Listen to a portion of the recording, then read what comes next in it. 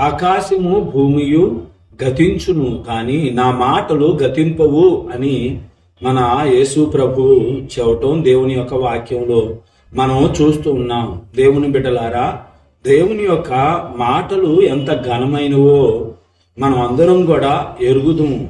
ఎంత శ్రేష్టమైనవో, శక్తి కలిగినవో, గొప్పవో మన అందరికీ కూడా తెలుసు. ఎందుకనంటే దేవుడు మాటలు బాధల్లో నెమ్మదిని కలుగు చేసేవి, అంతేకాకుండా బ్రతికించేవి, మన సర్వ శరీరమునకు శక్తిని కలుగు చేసేవి, ఆనందాన్ని కలుగు చేసేవి, ఆరోగ్యాన్ని కలుగు చేసేవి. అయితే దేవుడు మాటల యొక్క గ్రంథము బైబిల్ గ్రంథము.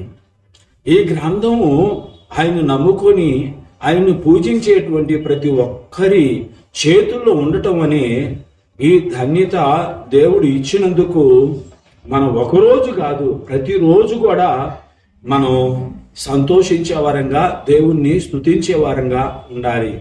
ఈ మాటలన్నిటి గురించి దేవుడు ఏమని మాట్లాడుతున్నాడు అని అంటే, దేవుని బిడ్డలారా, ఇవి సత్యం అని అంటున్నాడు, ఇవి వెలుగు అని అంటున్నాడు, ఇవి జరుగును అని అంటున్నాడు దేవుడు.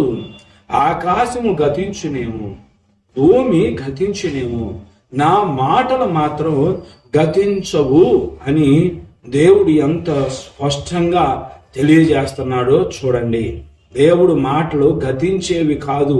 దేవుని బిడ్డలారా, ఉన్నట్లుగా దేవుడు అన్నయ్య అన్నట్లుగా తెలియజేసినవన్నీ కూడా మొదటి నుంచి మనం చూస్తూ ఉన్నాం.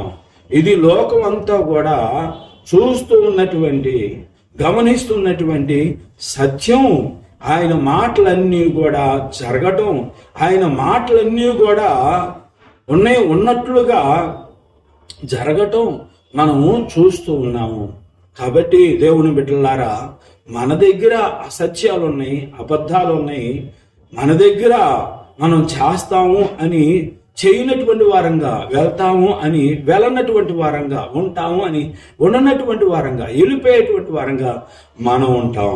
అయితే దేవుని యొక్క మాటలు మాత్రం, దేవుని బిడ్డలారా, అప్పుడు ఇప్పుడు ఎప్పుడు కూడా దేవుడు మాటలు నెరవేర్చబడటమే మనం చూస్తూ ఉన్నాం. ఒక్క మాట కూడా ఆయన చెప్పిన మాటలు, ఎన్నెన్నో మాటలు గతించడం అనేది జరగలేదు. ఎప్పటికీ కూడా జరగటమే.